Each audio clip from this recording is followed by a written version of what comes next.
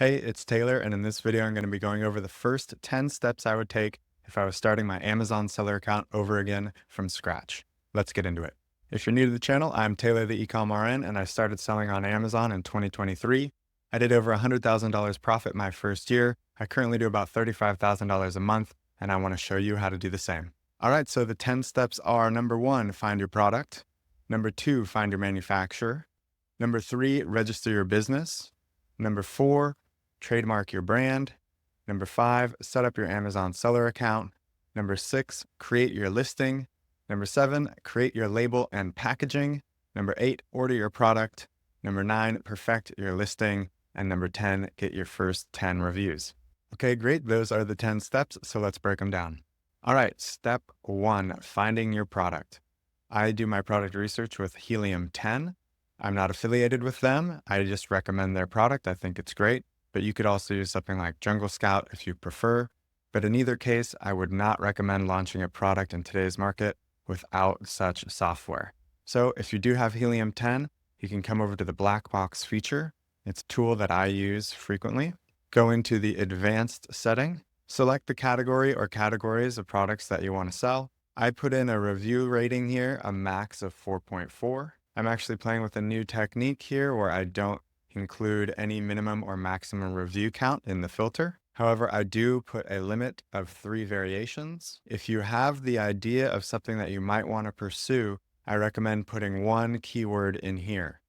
We could put something like oil. I actually have not been putting in price minimums or maximums either, but instead narrowing down on the revenue. So there you can see I put in a pretty narrow spread, $20,000 to $60,000 in revenue a month. And we're going to click search. I like to sort by the monthly revenue. And here was an interesting product that I found. It's a stainless steel deep fryer pot. You can see Helium 10 is showing that this is doing 2,000 units a month for almost $60,000 a month in revenue. So there we've determined demand. We have a good price point, we have good revenue, and we have a listing that appears to be improvable. 4.4 out of 5 has room for improvement for sure. So what I do next is I go to Analyze Reviews. I filter the reviews to only show me the 2, 3, and 4-star reviews. Then I export this table and I copy paste all of these reviews into ChatGPT. So here I am on ChatGPT, and I've asked it to tell me, why do people buy this product? What do they like most about it? What do they like least about it? 3 ways it could be improved, and to create a customer avatar. And then I pasted in all of those reviews, and here's what ChatGPT says. Particularly, what are 3 ways the product could be improved? Well, we have improved the handle design, adding silicone grips or better heat insulation to the handle and lid to make it safer and easier to use. So that seems like a great improvement that we could provide to this product. Definitely seems doable. And it even seems like it might stand out visually from the other listings available. So that seems like a great product. Let's go over and find a manufacturer. So step 2 is to find your manufacturer. So we'd come here to Alibaba and we would just type in that same keyword phrase, stainless steel deep frying pot. And here we see a couple different versions. Now you would reach out to each of these manufacturers to start getting quotes. To message a supplier on Alibaba about a particular product, you can click this little messenger icon. It will give you some pre-formulated questions, but I recommend you write your own message here. And I actually have a template for the type of message that tends to get me the best responses from China. And I'll have a link to that in the description. Okay, step 3 is to register your business.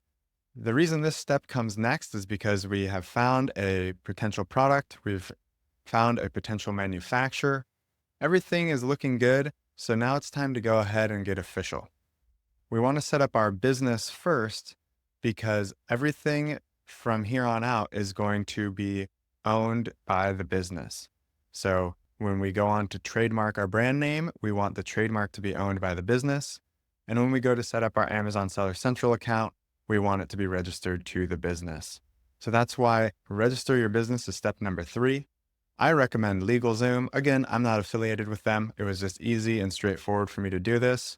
And I registered a limited liability company. You can see they have various options here. I think they're quite affordable given the service. You could even do a free version that you still have to pay the state filing fees, but you have to pay those whether you file by yourself or with LegalZoom's help. I recommend doing the pro version because this will give you an EIN, and the EIN is very handy later on in the business's life. When you're registering a business, you don't have to have a fancy or creative name because your brand name can be registered as a DBA or fictitious business name under your LLC. So I would recommend just creating whatever LLC you want. It could be the initials of your name. It could be something like Essential Imports LLC. It could be whatever generic name you'd like, as long as it's not taken.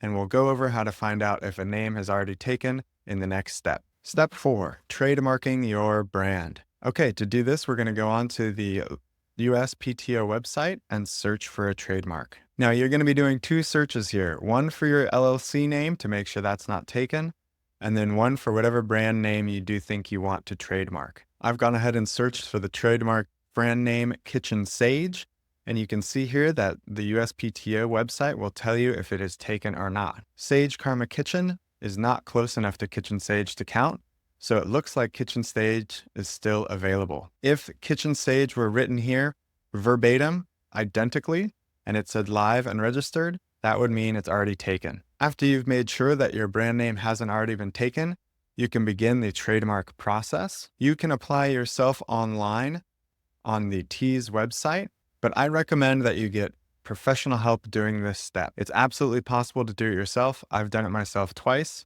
However, one time I did make a mistake and I had to hire a professional to fix it, and I found out that his services were definitely worth the money. So if you would like to hire somebody to do this for you, you could do what I did, which is go to Fiverr and find a patent or trademark attorney. And here we have my friend, Mr. Neil Engfield. Again, no affiliation. He doesn't know I'm making this video. He is just the gentleman that's helped me out twice now with patent and trademark issues. So I do recommend his service. Okay, step 5 is setting up your Amazon Seller Central account. So you'd come to sell.amazon.com, and you can click sign up here. Now this sign up is for the professional account. It does cost $40 a month to have a professional account. However, you do have the option, if you scroll all the way down the page, to sign up as an individual seller. Now, the individual seller account does not have a monthly fee. However, it does have a per unit fee of 99 cents for every unit that you sell. So if you plan to sell more than 40 units a month, you should just get the professional account. When you're setting up your Amazon seller account, it's going to ask you for your business information. This is why I recommend doing the business setup beforehand. But it's very basic. You're just going to provide your business name, your EIN, your business's address, as well as your personal identifying information, such as your driver's license or passport. If you have already begun the trademark process, which again, I recommend you do before opening this account, you will also be able to put in your trademark brand name, even if it's still in pending status. This will allow you to enroll in Amazon's brand registry program. Okay, step number 6. This is to create your listing.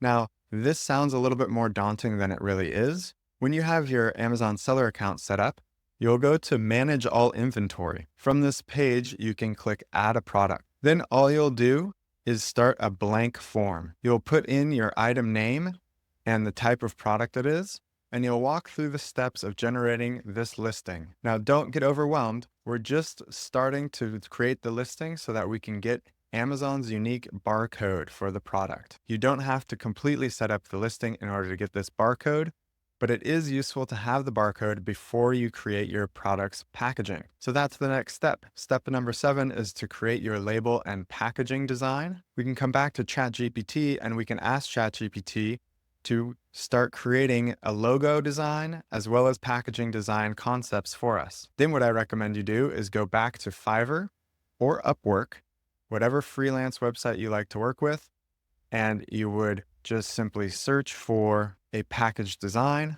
You would select someone who seems like their packaging most closely resembles what you need, and you would send them not only the label that you created from your Amazon listing, but also the packaging mock-up that you got from ChatGPT, and you would begin working on your product packaging. Now that you have your packaging with the Amazon barcode applied, you can go back to your manufacturer and give them those files, which they will receive as a simple PDF. Then you'll place your order for your product at whatever order quantity you agreed to with your manufacturer. Depending on the type of product, you may want to have a certain number of units air-shipped directly to you.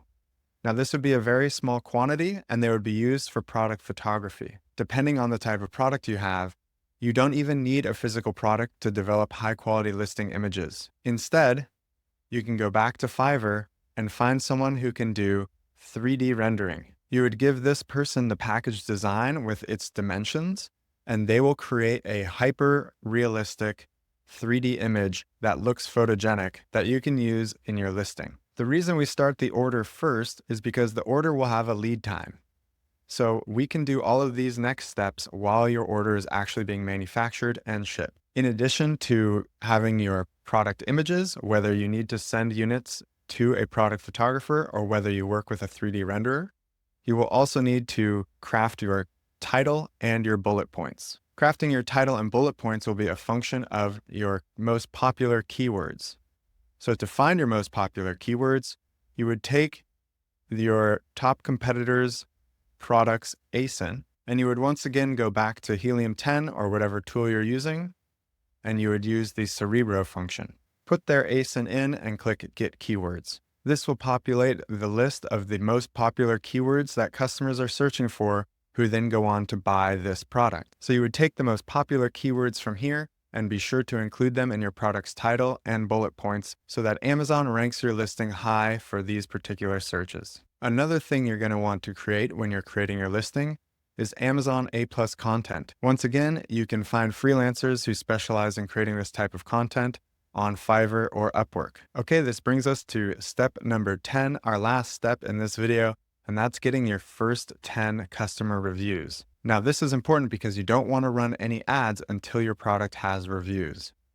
To get your first few reviews, you have a few options. One option is to enroll in Amazon's Vine program. This is a program that you can join in order to have Amazon's quote-unquote professional reviewers receive free units of your product and leave a review in return. There are various tiers. You can apply to receive 2 reviews for free, or there are several paid tiers where you could receive 10 to 30 reviews. Now, just be advised that the people who receive your product are not obligated to leave a review, and sometimes they won't. Also know that on top of the enrollment fee for joining the program, you will also be spending money having Amazon ship those products to the reviewer. There is also no guarantee that these reviewers leave you a 5-star review. So before you enroll in this program, make sure you have a high quality product. Another way to get reviews is to have a launch group. Now, you want to be careful because Amazon does not allow reviews from friends or family. If anyone has been on your Wi-Fi that you use to connect on your Seller Central account, they may be flagged as a friend or family member, and it could potentially get your listing deactivated. Instead, think back to the creation of your product and the entire process you went through.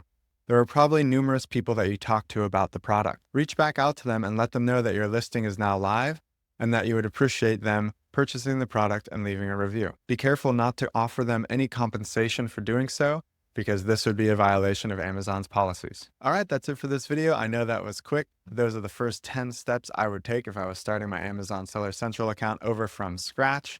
If you'd like me to go into more detail on any one of the steps, be sure to leave a comment and I'll make another video. Or if you'd like personalized feedback and help as you start your own seller journey, you can join my free school community. The link is in the description. Either way, I'll see you in the next video.